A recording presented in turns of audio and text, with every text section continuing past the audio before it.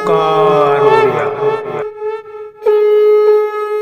नमस्कार फ्रेंड्स, ओंकार ओडिया चैनल रे आपण मन को स्वागत। फ्रेंड्स, आज एक क्षुद्र भिडियो रे एभली एक शक्तिशाली वशीकरण मंत्र को शेयर करने जाऊँगी, जहाँकि आपण मात्र 11 थर जो व्यक्तिर ना उच्चारित करेंगे से पुरुष होता व नारी तत्काल वश्यता स्वीकार कर सी आपंकर पाखे थाऊ कि अनेक दूर थाऊ सी आपण पाखक आसवाई बाध्य हम एवं आपंकर समस्त अभिष्ट साधन हम। मंत्रटी आपंकर स्वयं सिद्ध होती सिद्धि कर आवश्यक नहीं एवं मंत्रटी को उच्चारित करने मात्र 5 ରୁ 7 सेकेंडर आवश्यक, जेहेतु मंत्रटी आपंकर 7 गोटी शब्द विशिष्ट एवं सरल शब्द विन्यास जहाँकु कि जे कहीं सहजरे उच्चारित करें सहजरे मन रखी पारिबो। एही मंत्रटी आपंकर महा इंद्रजाल नाम नामित। महा इंद्रजाल जेतबेले कि रावण घोर तपस्या बसला एवं महादेव शिवशंकर को गभीर भाव में प्रार्थना करुला एवं महादेव शिवशंकर तार भक्ति रे प्रसन्न होकर दर्शन देथिले एवं एई महा इंद्रजाल तंत्रोक्त शिक्षा प्रदान करथिले, जद्वारा कि रावण एई महा इंद्रजाल मंत्र सहायता त्रिपुर विजयी होई पारथिला। एही महा इंद्रजाल एक शक्तिशाली वशीकरण मंत्र जहाँकु कि मु सम्यक भाव में आपण मानकर कल्याणार्थे एठारे वर्णना करुछि। ध्यान सहकार देखंतु। एही इंद्रजाल वशीकरण शक्ति बल आपण संसार जेकोसी पुरुष व नारी को निजर हाथ मुठा रखिकी आपंकर समस्त कल्याण करें।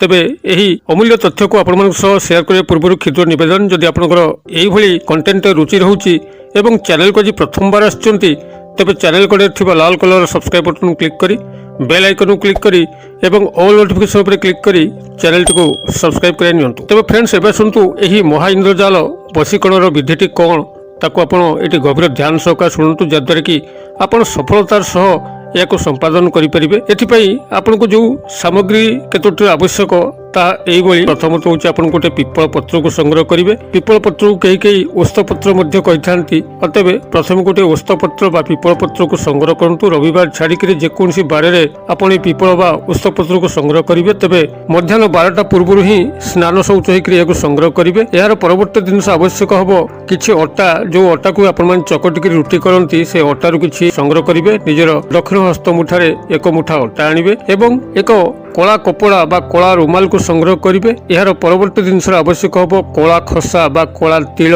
बा कला राशि जहाँकु कि आपंकर रवि सामग्री दुकान पाखे मिल खसारू खसा लड़ू गणेशंकर तैयारी होता है। अतएव यही कला खसारू निज दक्षिण हस्त मुठाई आणतु। एतिक आपंकर सामग्री आपण माने कौन करेंगे ना जेकोसी सोमवार दिन जेकोसी समय आपण माने पूर्व दिग को मुख करी एक आसन पकईकरी बसी एकांत मुहूर्त जितेबाला कि कई आपको डिस्टर्ब करने नथिबे सेतिबेले प्रथमत यही ओस्तपत्रटी को निजर सामने रखंतु एवं ये जो अटा निज हाथ मुठारे मुठाई आनी ताको चकटिकी संपूर्ण व्यक्ति विशेषकर गोटे काल्पनिक रूप प्रदान करंतु। से पुरुष होइतंतु बा नारी संपूर्ण भाव में तांकर चेहरा आसबार कौन आवश्यक ही नहीं, केवल तांकर स्मरणार्थे एक अटा चकटारे मूर्ति तैयारी करंतु। जदि पुरुष को आपण माने वशीभूत करने जाउचंती तबे तांकरी ढांचारे एक पुरुषर कंढे भली गोटे आकृति करंतु, किंबा जदि कोई स्त्री को आपण एही वशीकरण क्रिया रे शामिल करचंती तबे तांकरी स्मरण रे गोटे स्त्री कंढे भली आपन को जेमति लागिवो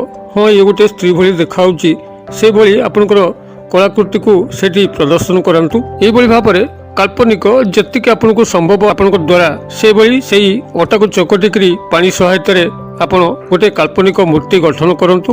यार परवर्ती जिनस हूँ कि सिंदूर को आनिथिबे जो सिंदूर कि आपण से पिपल पत्र उपरे से ही संपृक्त व्यक्ति विशेष पुरुष बा नारी नाम को लिखिबे जहाँ को आपण वशीकरण क्रिया शामिल करचंती एवं ये जो मूर्ति गढ़िले से मूर्ति को सही पिपल पत्र जो नाम लिखिंट तार उपर रखिबे एवं गोटे जो कला कपड़ा बा कला रुमाल आनी संपूर्ण भाव में घोड़े देवे जेभली कि मूर्तिर कौन अंश किंबा पिपल पत्र कौन अंश बाहर को दृश्यमान न हुए। यही भाव में संपूर्ण घोड़े सारा परे आपंकर दक्षिण हस्त मुठारे यही कला राशि बा कला खसा बा कला तिल को सजोरे मुठे की धरिबे, मुठा खोलिबे नहीं एवं यही समय ये जो मंत्र मुझे प्रदान करुच्ची क्षुद्र स्वयं सिद्ध मंत्र या मात्र आप 11 बार उच्चारित करेंगे। मंत्रटी मात्र आप 7टी शब्द विशिष्ट अत्यंत शक्तिशाली अत्यंत प्रभावशाली जहाँकि महादेव शिवशंकर मुखर यह निश्रुत से स्वयं सिद्ध से प्रचंड शक्तिशाली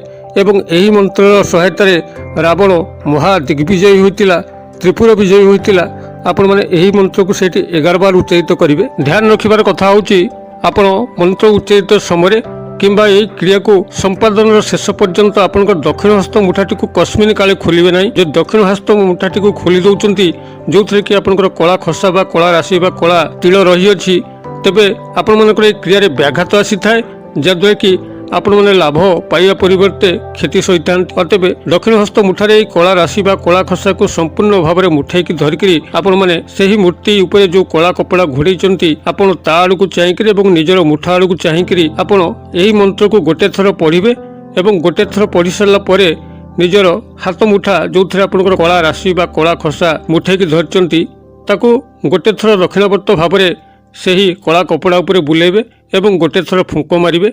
यही भाव में आपण 11 बार मंत्रटी को उच्चारित करी 11 थर सही कला कपड़ा उपर दक्षिण हस्त को बुले 11 बार फुंक मारे। एतिक कर सारा पर आपण सही मूर्ति जहाँकि आपंकर कला कपड़ा घोड़ाई अच्छी ताकू लेकिन आपंकर प्रवाहित नदी जल बा नाल जलधार जो पानी बही जाऊथिबो यही स्थान आपण मैंने यहाँ प्रवाहित करदे। संपूर्ण भाव में आपंकर से कला कपड़ा आपंकर अटा चकटा मूर्ति एवं पिपल पत्र जो से ना लिखा है सबू जाक नहीं आपण से जल रे प्रवाहित करेंगे और प्रवाहित करने समय ही आपंकर मुठा को खोलीदेवार अच्छी। जो मुठार आपण मैंने कला राशि बा कला खसा को मुठाई धरते आपण मानकर क्रियार परिसमाप्ति पर्यंत से मुठाटी को से जल रे भसेवा समय ही खोलीदेवार अच्छी और से चाहिए महादेव शिवशंकर को प्रार्थना करिवार अच्छी जे प्रभु मोर ये वशीकरण क्रिया को सफल करातु। यापर से जो कला राशि बा कला खसा को दक्षिण हस्त मुठा रखिथिले एवं सही समय खोलिले ताको आपनकर गृह को आनंतु एवं से भली कोनसी डबा सहाय्य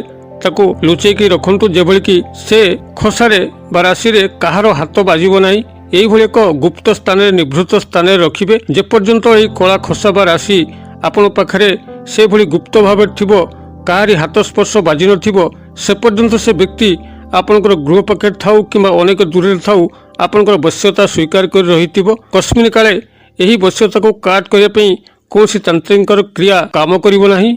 संपूर्ण भाव में आपन ताको जहा कहिबे से सेया ही करिवो।